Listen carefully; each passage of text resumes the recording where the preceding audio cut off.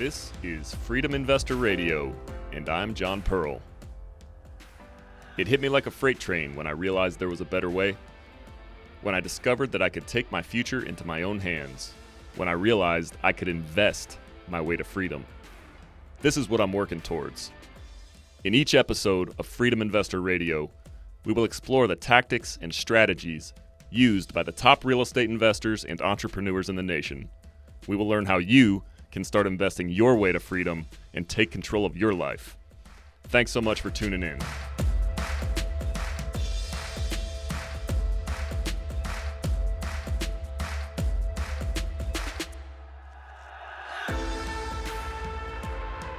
What's going on, everybody? Welcome back to another episode of Freedom Investor Radio. I'm your host, John Pearl. Today, I am joined by Bryce Robertson, who is a principal at Cultivate Collective. So, Bryce, welcome to the show today, my man.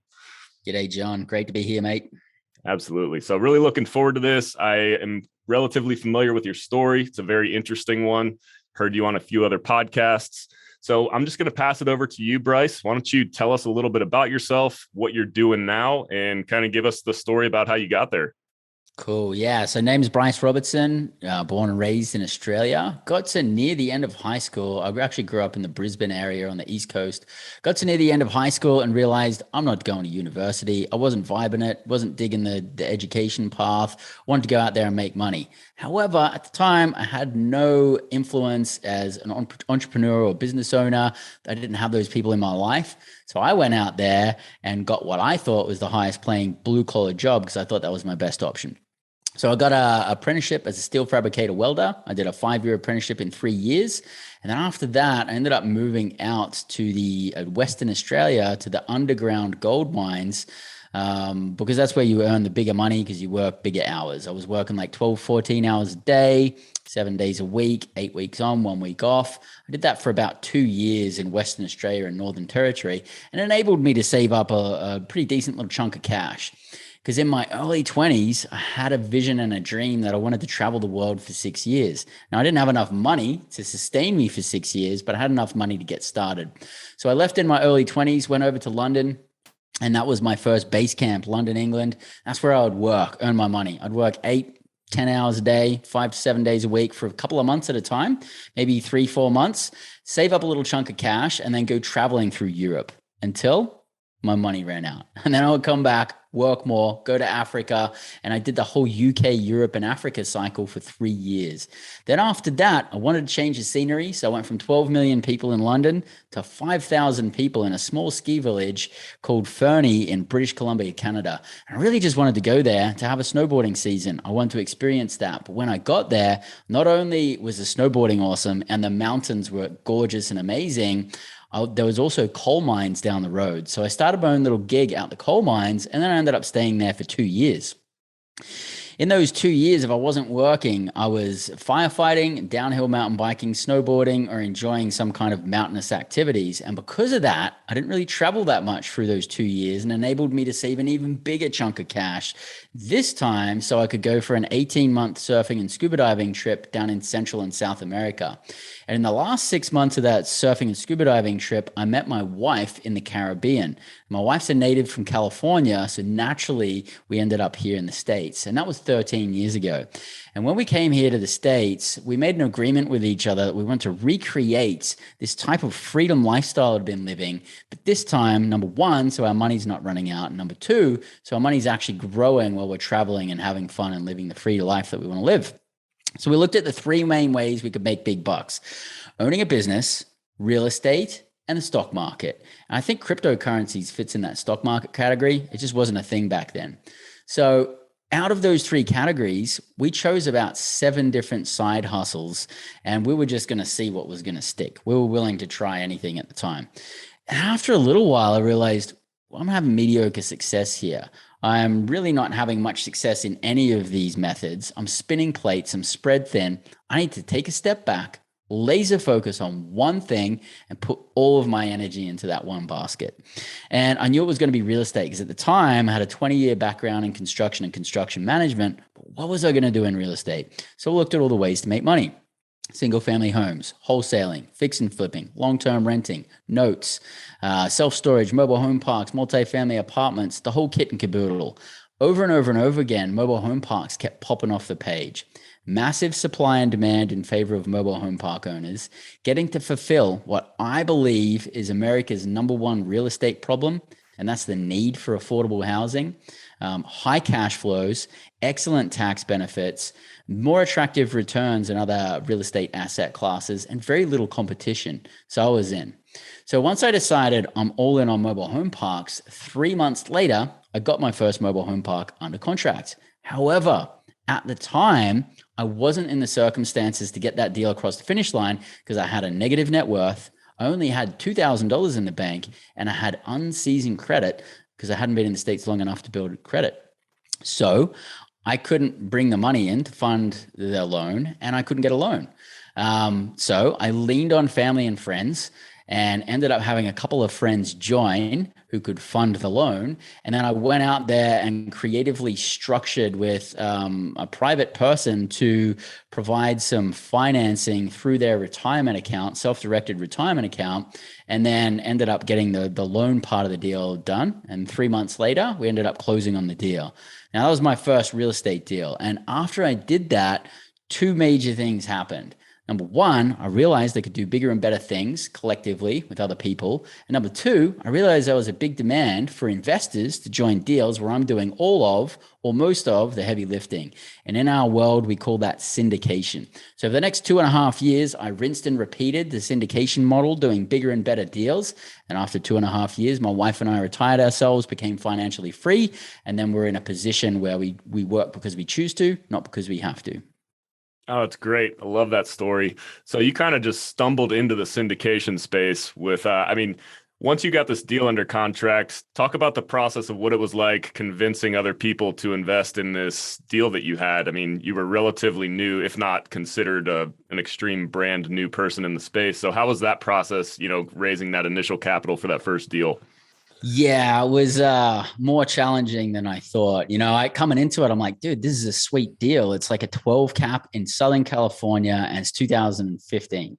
And I was like, this is done deal. There's going to be so many investors that want this. And then I put it out there and I realized, yeah, there's a component that's missing. You don't have any experience, dude, and people need to build trust with you.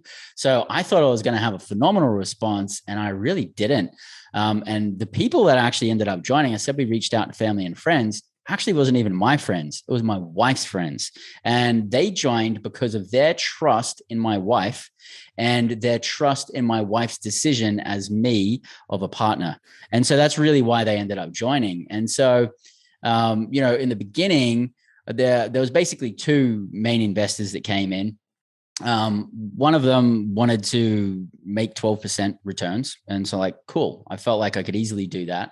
The other one actually wanted to give me an opportunity and was like, hey, I see here's a dude who has an opportunity. I want to give this dude an opportunity. So the second investor was not actually motivated financially. They were motivated in giving me an opportunity to change my life. So that was really cool. Long and the short is at the end, once I actually sold that property 4.5 years later, investors ended up making an annual average of 57.3%. I think it was what it was. And that was my first lesson in how to actually structure a deal better because I was given way too much of the pie away. But I'm super stoked that first deal worked out so well for everybody.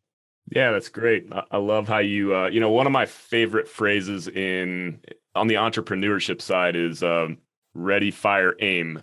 As opposed to ready, aim, fire, the traditional sense of it. And you've definitely encompassed that, in that story. That's definitely been the case for me. Less thinking and more doing. Of course, you got to mitigate the risk, but it's more so about figuring it out along the way, taking action, and you're definitely an action taker. So it looks to me like you've definitely mastered the freedom lifestyle. You are somebody, more so than others who I've brought on the show, who has really mastered the lifestyle of what I'm trying to encompass with this podcast. So understand you have a story about the quick path to the freedom lifestyle and how to live it. So can you kind of talk us, for others who are trying to live a similar lifestyle or get there, how can others get involved and kind of live a life of more freedom and control? Yeah, so I suppose that comes down to a term that I coined, and that's the freedom trinity. And it's a philosophy of financial, time, and location freedom. Because so many people, you ask them, well, what does financial freedom mean to you? And people will say things like, well, I can do what I want, when I want, with who I want, wherever I want. And that's not actually true for financial freedom. Financial freedom will get you some of that, but to have complete freedom in the material world, then that's financial, time, and location freedom. Then you actually do have the financial freedom side of things. You can spend the time the way you want to spend it, and you can do it from wherever you want. And a perfect example of actually how that played out in my life in 2019, my wife and I made a decision. We're going to go to Costa Rica 3 weeks. Going to go there surfing. Maybe we'll buy some real estate. We were thinking about buying a backpackers hostel or something like that. We got down there. Wasn't as cool of an experience as what we were expecting it to be. And then my wife's like, well, let's go down to Chile. I just found some really cool flights down to Chile. We can go hike in Patagonia. It's going to be awesome. So cool. So we left on the 10th day in Costa Rica. We just randomly went down to Chile in South America. And then we ended up in South America for 3 months. We were hiking in Patagonia. We did Amazon treks. We're eating at Michelin star restaurants in Argentina, surfing in Brazil. Amazing time. I could have stayed there for longer, but after 3 months, my wife said, I want to change the scenery. I want a little bit more luxury. Let's go to Europe. I just found some really awesome tickets over to Paris. You can go surfing in France. It's going to be sweet. Funny thing is, I never actually surfed over in France, but she did get me enrolled on that part. And then we went over to Europe and we spent 3 months and we stayed in castles and ate in Michelin star restaurants, and we traveled to a bunch of countries. Long of the short is we had a 3-week surfing trip in Costa Rica that turned into a 20 country, 6-month world tour. And while that happened, I launched a book, launched new investments, became more prosperous financially, and I was working no more than 4 hours a week. And I think that's a perfect example of living the freedom lifestyle. Yeah, and the key to that is, the previous, before you met your wife and settled down, you were working all these jobs and saving up so you could go and, experience all these cool things, but then you had to come back to your job. Then real estate comes in and, you start getting to a point where you're buying assets that are cash flowing and you're not trading as much time for money. You have your money working for you to go out and, produce more money. So that's a huge part of that for anybody listening. That's a big thing I'm huge on is financial education. And, once I figured out that I need to stop spending my money on stupid stuff that causes me to spend more money each month, and, rather as the spending money on stuff that produces income each month, that's when it all kind of clicked. So can I touch on that? Can I expand on that super it. quick? Because when I was in that 2.5-year period of creating financial freedom, going from negative net worth, $2,000 unseasoned credit to financial freedom, through that period, my wife and I, we went out for like date night once a week, maybe twice in a week. And then we went on like a couple of short kind of like road trip vacations throughout the year, each year. But apart from that, we didn't spend money on like hardly anything. Didn't buy clothes, didn't buy any gadgets, didn't splurge on anything. We kept our expenses to an absolute minimum. And if we had any money left over, we were spending that on investments or education. And so for that 2.5-year period, if we were trying to live a lavish life that probably most people do, and I think a lot of people here are guilty in America, also Australia as well, and the societies we live in, of living a little bit beyond their means, the first thing we did was trimmed the fat. And we lowered the bar for what financial freedom is for us because we trimmed all of our expenses. Then once we got to that point, then we made a decision of like, do we want to start buying clothes again? Do we want to spend more money on travel?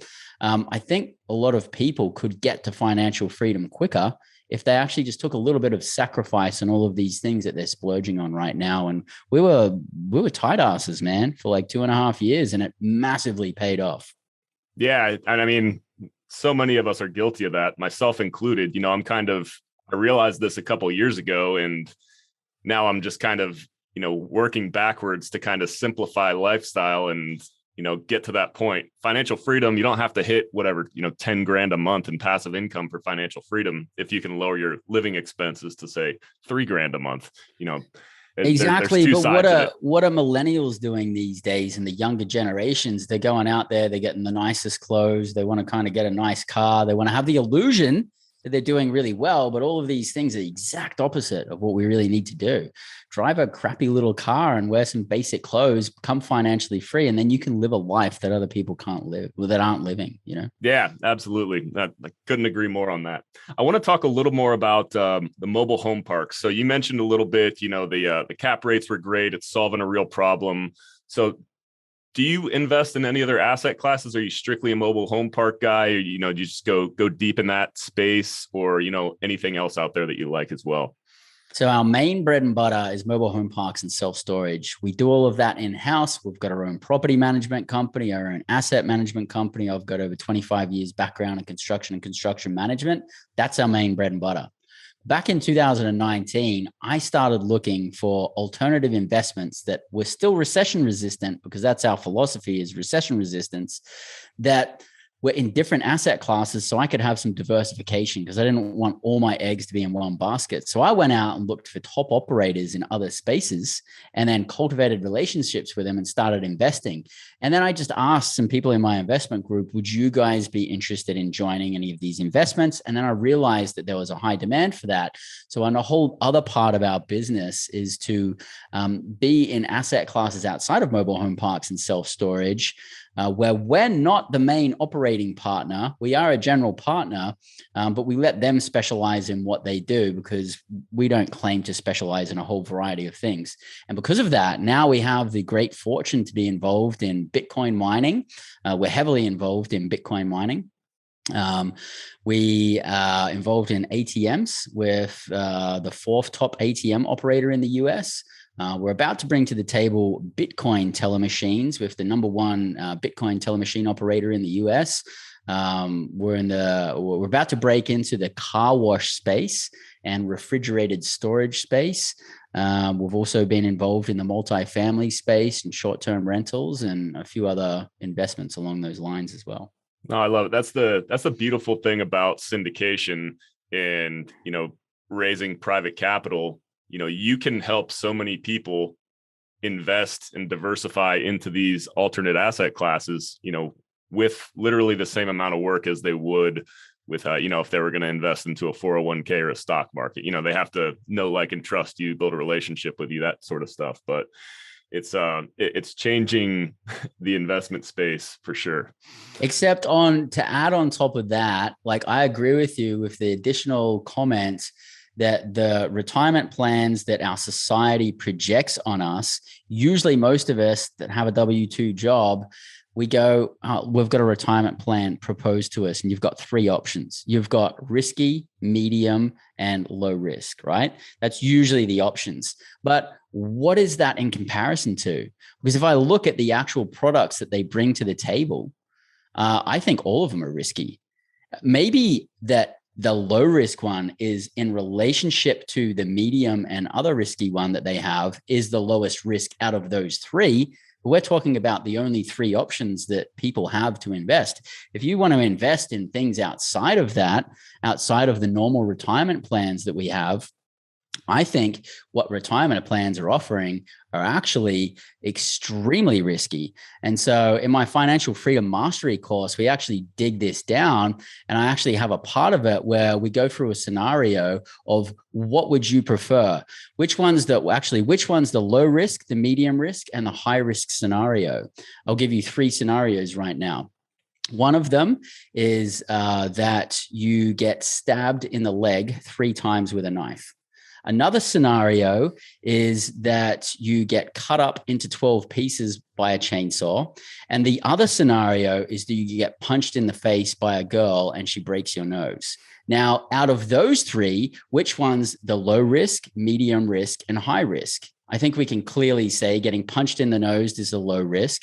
The medium risk is getting stabbed in the leg, and the high risk is getting cut up into pieces with a chainsaw. However, Who wants to experience any of those things? I don't want to experience any of those things at all. And I know it's a bit comical, and I wanted it to be a little bit comical, but this is also the truth of what people are projecting to us in our systems today. The retirement plans that are being projected on us are just, they're failing, and they can't be paid out, and they're poorly managed, and people get paid regardless of the results. See, in our space, we don't get paid until we've done what we said we're going to do. In that space, they get paid whether the investment goes up or down. And that's something that I think a lot of people, the general public, don't know about normal retirement accounts. Yeah, I couldn't agree more. So let's talk about the economy, and, how important is it for you or I, somebody who is, putting these deals together? What are your thoughts on staying current on what's happening in the economy, and how are you doing that?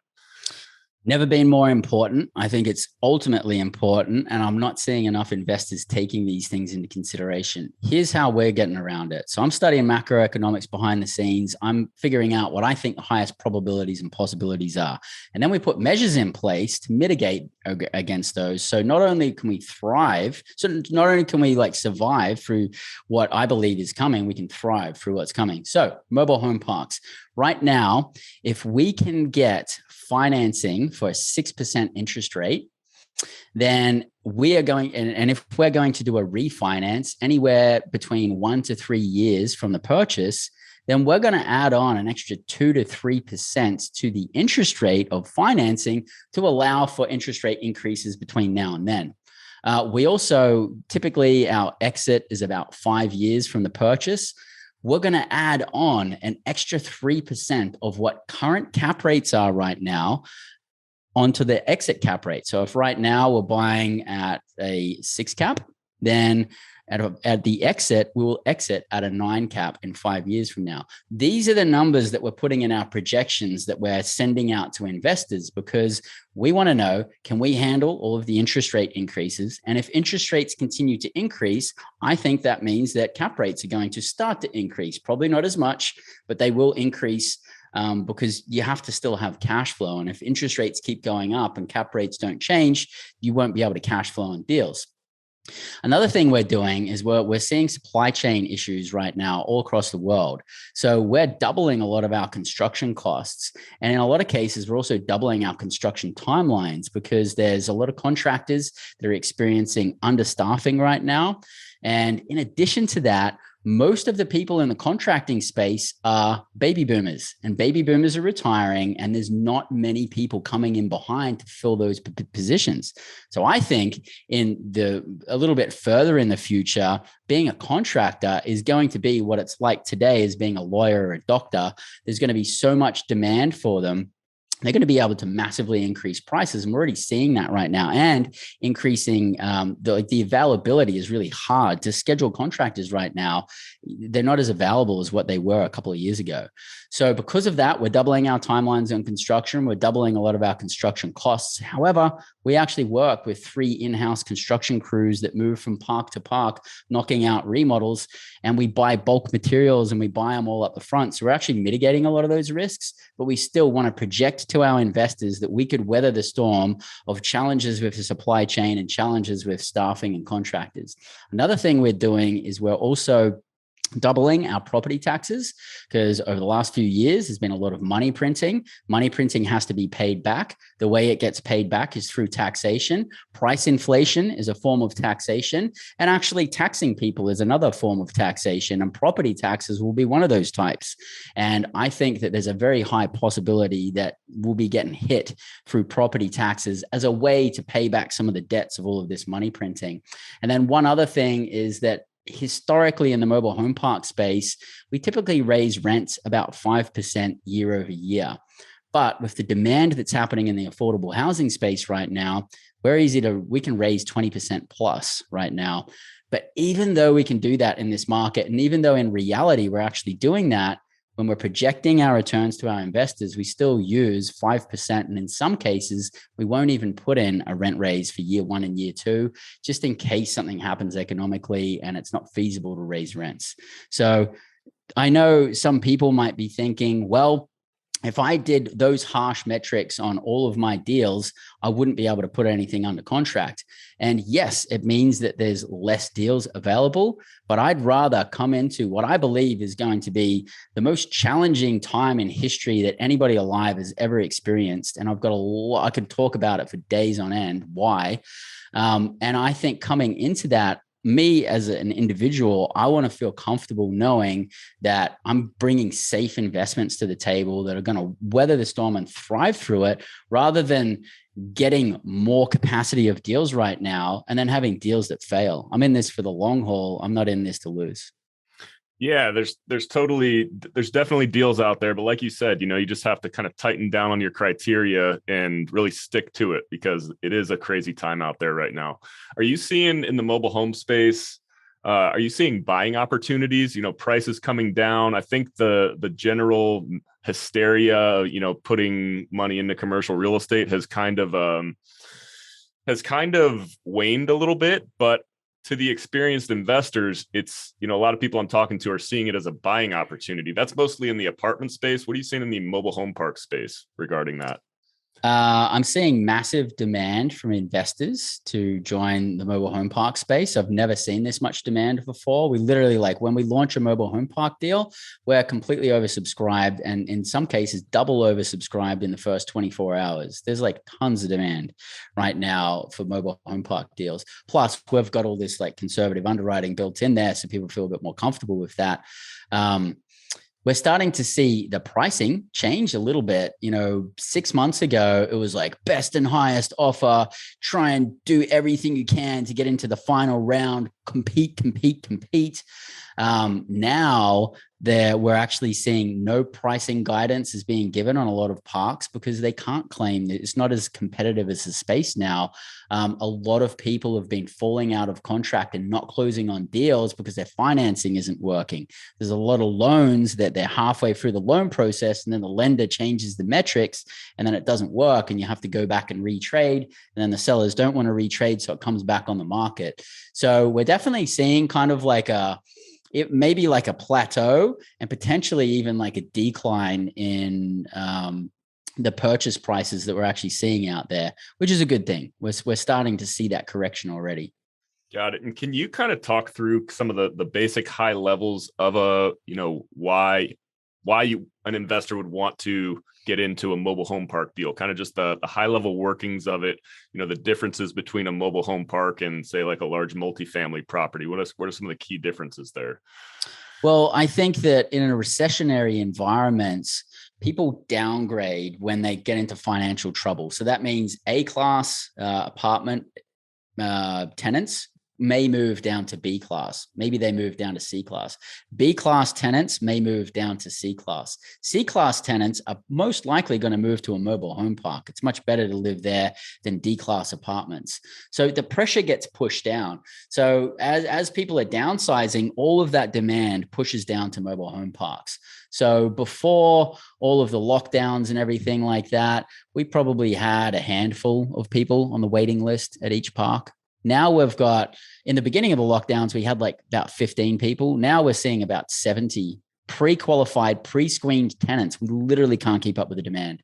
It's insane. So very recession resistant on the fact of the need for affordable housing massively increases. In my opinion, affordable housing is the largest real estate problem in America today. Mobile home parks is the biggest contributor to solving that problem. Yet it's by mathematical equation, it's absolutely impossible that mobile home parks alone will solve that problem. So I think thinking outside of the box, anybody who can solve the affordable housing problem is going to do pretty well over the next few years. That's a little side note.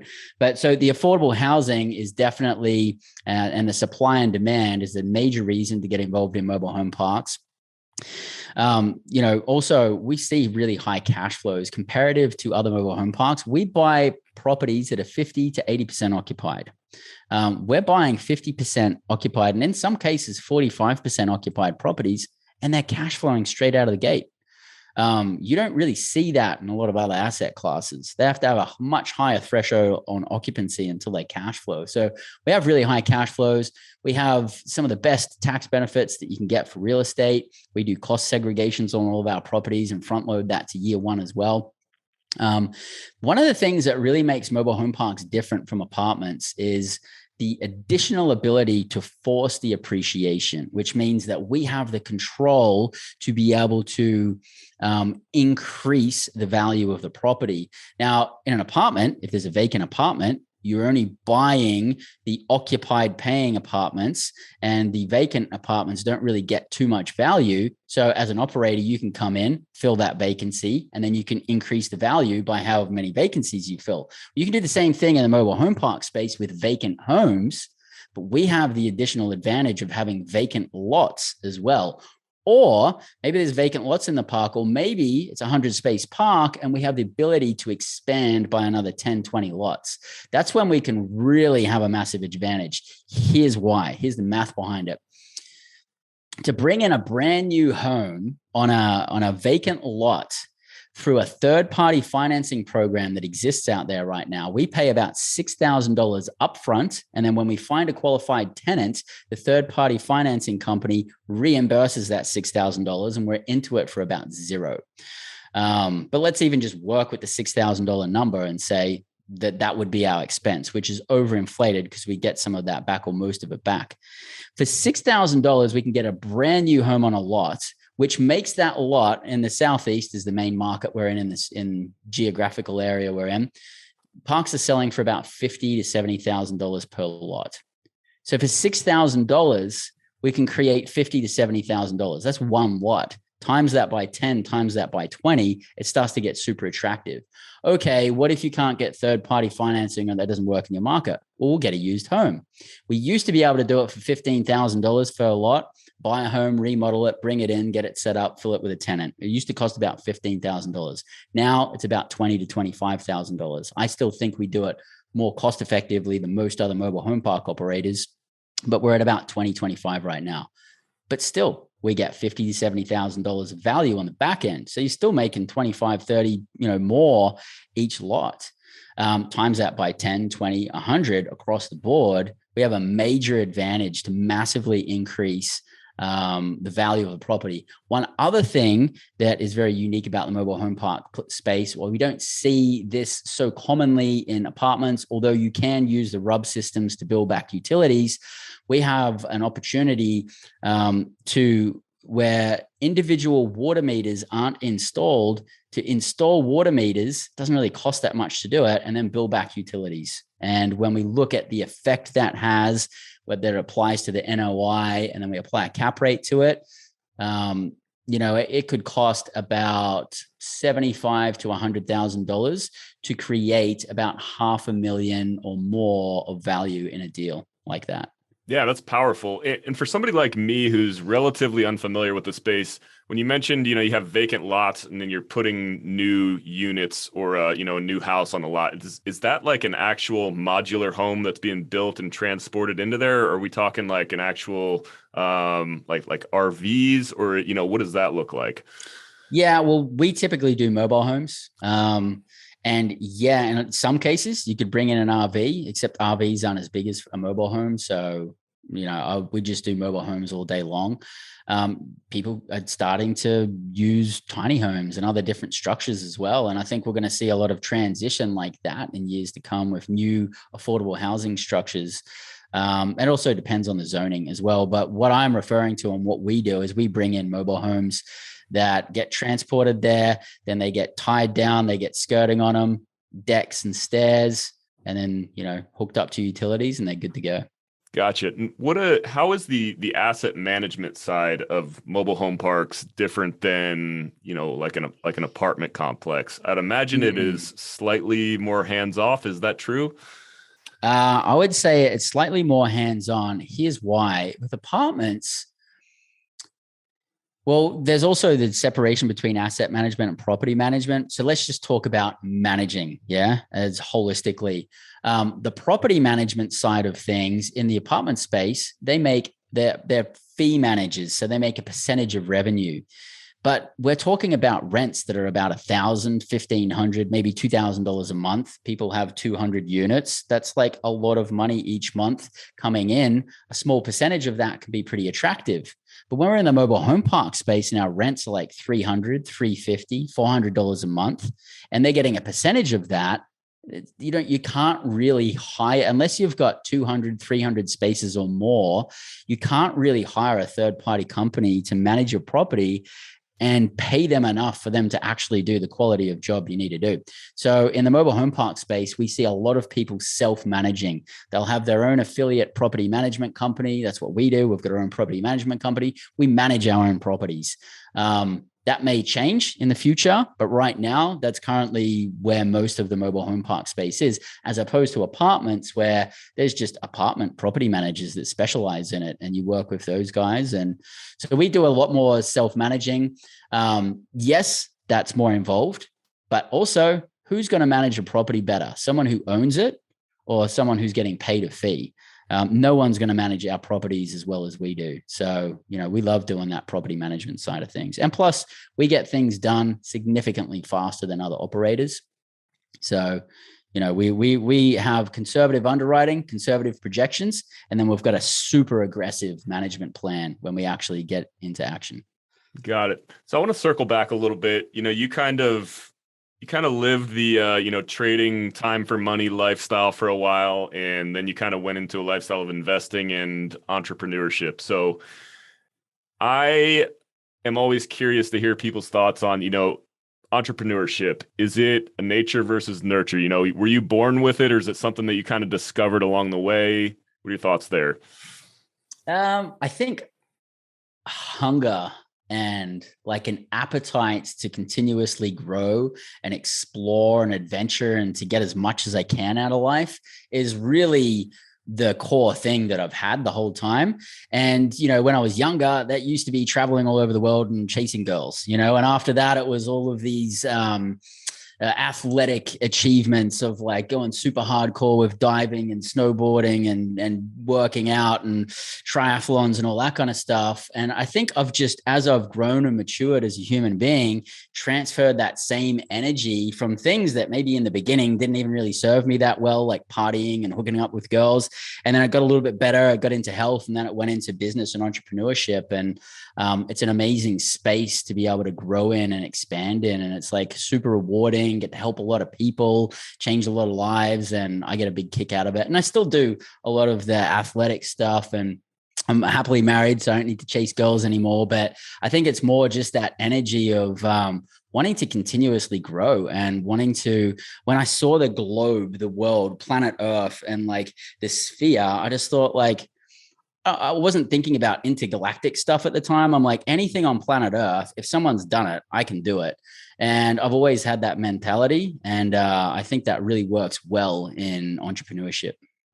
Yeah, a lot of successful folks that I speak with, including yourself, they have a kind of a common theme where, they realize they're putting so much strong effort into certain things, certain areas of their life, but maybe they weren't necessarily leading them in the right direction. And then when they do start focusing and putting their energy towards, longer term goals and things that matter, good things start happening. So yeah, cool. Love to hear that.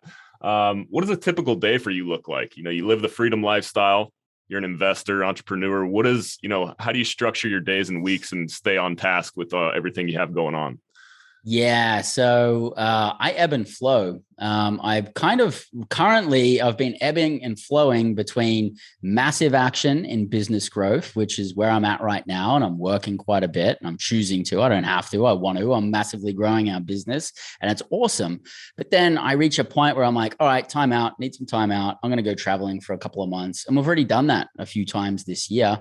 And so I kind of ebb and flow between right now we're in major business growth mode. And then I will do that for a couple of months, and then I'll go travel and kind of weave it through. So right now my days are pretty intense. I've got a lot going on. And outside of business, where our house is being remodeled, and we've got a lot of other things happening in life. So now I'm super busy, insanely busy, but I'm loving it. And it's all the things that I want to do. And it's my choice, right? That's the thing. Like, a lot of people think they're going to become financially free, then go to the Bahamas and sit on a hammock. That's cool. And that may be well earned, but there's a limit to that if you're someone who's interested in getting the most out of life. So I'm not the kind of guy who's going to sit around. Going back to when I was traveling in 2019 and 3 weeks turned into 6 months, at the 3-month mark, I'm starting to itch, dude. I want to go out there. I want to grow more in business. I want to launch more things. And by the 4th month, I was actually starting to, it was really bugging me. So the last 2 months, I actually cranked up on like working while I was gone. And then I realized I don't want to go more than 3-4 months of just travel time without business growth, because I find that's the perfect balance for me. If I work for like 3-4 months and then don't for a little while and then come back, it's kind of like the perfect thing. And we do a lot of traveling in between and weekenders and, week here and there and all sorts of stuff. Yeah, that's great. That's super interesting. Like, you mentioned you started putting your efforts towards, growing, and it sounds like, you like what you're doing. And, after you go long enough without working on, your business and yourself, you feel the itch to get back to it. And I can relate with that. People ask me what I'm doing on my weekends or what my hobbies are. Like right now I'm in a building mode, and I'm building this thing. I'm a little bit behind you, but it's fun. I enjoy it. I'm building my future, my family's future, and I'm passionate about it. I enjoy it. So you've mentioned a couple of times today in this conversation, you have a book and you have a course. Can you tell us a little bit about those things? Yeah, so the book actually just happened by accident. A friend of mine, Reed Goosens, who I met over here in the States, he's another Aussie, and he just put a group of guys together that were Aussies that came over and became financially free through real estate in the States here. We just started masterminding and networking together. We started doing deals together. We were jumping on monthly calls. It was pretty productive. It was pretty cool. We had a good laugh. Then we decided to meet up in San Diego all together in person. And when we met, it was like, dude, we share this really strong passion for the abundant opportunities that exist here in America. We realized we need to write a book. And so essentially that book is 8 different ways to achieve financial freedom through real estate in the States. And we're sharing our story.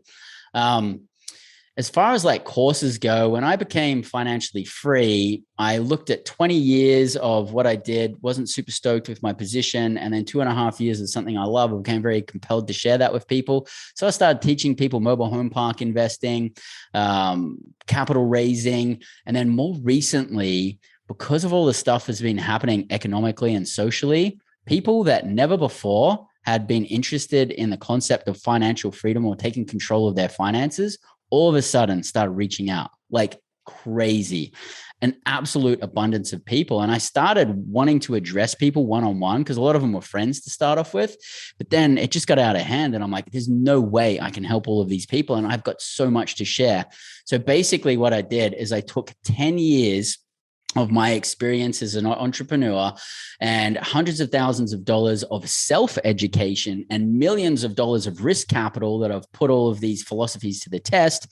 And I created a 2-day, fully immersive, intensive financial freedom mastery course where each person that comes to join literally through 14 wealth expansion exercises creates their own financial freedom mastery plan to suit their specific needs and circumstances and goals, because everybody's different. So we basically spend 2 days taking a deep dive beginning at our mind and literally reprogramming, pulling out the weeds of all the negative financial programming we have, and literally from a visual, audio, and kinesthetic level, reprogramming people for a financial mindset. And then we spend about a day and a half really dissecting all of what our schooling systems didn't teach us. Our schooling systems create people to fit into the system. They want employees. They want cogs in the wheel. If we're financially free, we don't need the system. We don't need the system anywhere near as much. And the system doesn't want that. So there's a lot that's been held back from us for school. But I'm a living example. And you know this. we're 3 feet from gold. We didn't know this. So unless you're actually looking for it, and unless you've done all the research, you're not going to know how easy it is to live this life and to have these freedoms. And so we spend about 1.5 days uncovering all of what our schools didn't teach us, how the money game works, a lot of how the investing game works, financial markets. We're talking about portfolio diversification, money management, the whole kit and caboodle. Uncovering things that people's jaws are like dropped for like most of those 1.5 days. And then we spend about half a day at the end going through 20 different asset classes that we believe are hot right now and coming into what we're coming into, that not only will weather the financial storm of what we're coming into economically, but will thrive through it as well. No, I love that, man. There's financial illiteracy is an epidemic here in the States. I can't speak for other countries, but I would imagine similar elsewhere. And I just love that you're out there spreading the good word about, financial education and the importance of it. So Bryce, I got time for one last question. It's a question I ask all of my guests. As I alluded to, before we started recording, I work in a nuclear power plant that's currently set to shut down in 2025. My mission is to replace my W-2 income with income from real estate investments. So what's your one piece of advice for folks who are in a position like mine or looking to create a lifestyle with freedom and control and passive income? On passive income, I think, especially right now, keep recession resistance on your mind, because it might seem like some of you, like what's happening right now is not normal. And if you've been doing your research, what we're coming into is what I believe is going to be the most challenging time any of us alive have ever experienced. I'm really confident on that. And so if that doesn't happen, and if my perception of that is nowhere near as intense and it's not even that bad, then I'm over prepared and no harm, no foul. But what if I'm right? And what if what we're coming into actually is hard times and we're not prepared and we don't have recession resistance in mind? I think that's the most important part to consider right now. The same things that used to work, a lot of those things are not going to work in the coming years. And so I think it's time to think outside of the box. I think it's time to get connected with what's actually going on right now and just common sense, sit down and think, hey, what are some of the things that are a probability? Do you think inflation is going to keep increasing for a little bit? Do you think interest rates are going to go up? How are all these things going to affect all of our investments? This is where a lot of the same things that used to work won't. But with this increased amount of challenges, we live in a world full of 50% positivity and 50% negativity that goes down to the most micro thing you can put under a microscope to the most macro in the universe. So with all of this tension and pressure and the hardest times that we may ever experience, on the flip side of that is the most abundant amount of opportunities that will ever exist and the most opportunity to flourish and to help people. And so I think there's going to be two main categories of people coming into what we're coming into. The ones who aren't prepared and aren't positioned, and I believe they'll be in a position of need. They need someone to help them. Or people who are prepared and are well positioned, and they'll be the ones helping people. I know I'm choosing to be in that position where I'm going to be helping people. I'll let the decision of where all of our listeners here want to be on that one.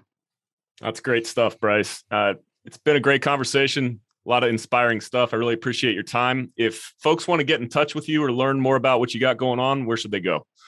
Yeah. So if you're interested in our financial freedom mastery, go to freedomtrinity.com and we'll have the information there.